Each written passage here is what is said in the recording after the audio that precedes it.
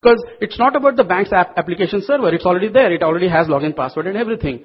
The objective is to stream it on a secure environment to the right endpoint, which is already authenticated.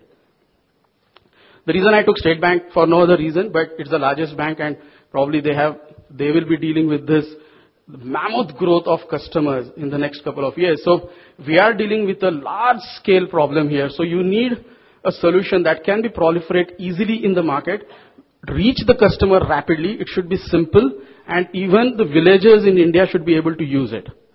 That's the goal. You know, it's not just about giving a security solution. We are not talking about people who are PhDs here. We are talking about people who are probably 10th grade or 11th grade, but who may have enough assets with them.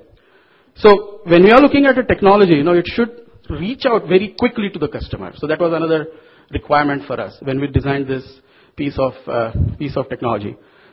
Communication. Why should the bank communicate over email? Change the customer's behavior. See, we have already changed two things. We are saying instead of launching the Internet Explorer, he will launch this banking browser. That itself is huge security for me.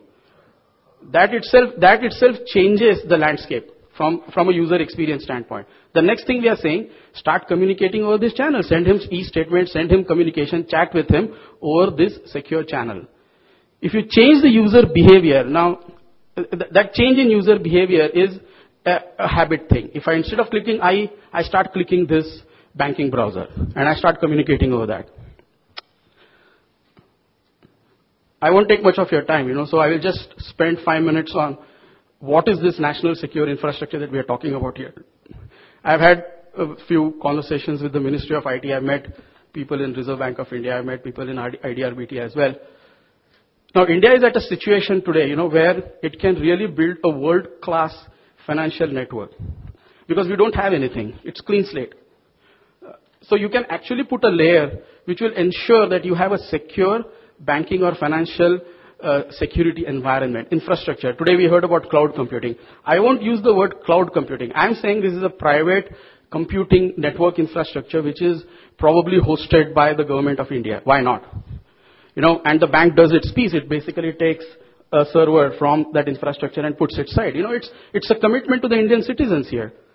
We are talking about providing security to the Indian citizens. I firmly believe that the Reserve Bank of India should jump in and put a basic infrastructure. We are talking about Internet 3.0 over Internet 2.0 here. Then you talk about banking. First fix the Internet problem. Then you talk about banking. So I believe that, you know, if there is a participation from the government in this, of course, organizations like IBA can take a lead in putting up such an infrastructure and then offering it as a service to all the banks.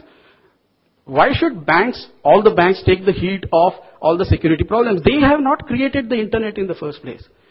But the customer will go and call up the bank and say, hey, you know what, my money is lost. I personally believe that there is a need for this national secure private banking internet infrastructure. It is possible. There are technologies available out there. But it requires a certain jump in the thinking. I won't say substantial, but a mind shift. It says, you know, I'm done with what is there out there right now. I just want to start clean slate. I just want to clean up the board and start redesigning the whole stuff. That's what we are talking about here. If you have any questions, I'm open to take them.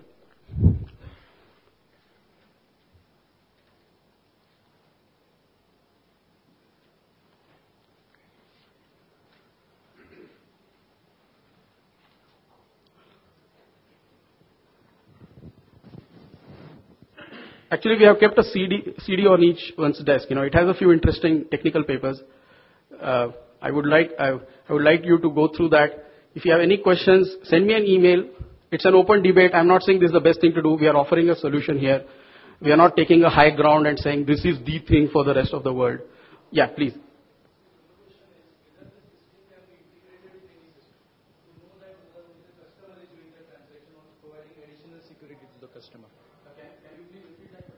Whether this system can be integrated with any other system, not only internet, say for example ATM transactions or this, whether it can be integrated to know that the customer itself is doing the transaction or providing additional security to the customer.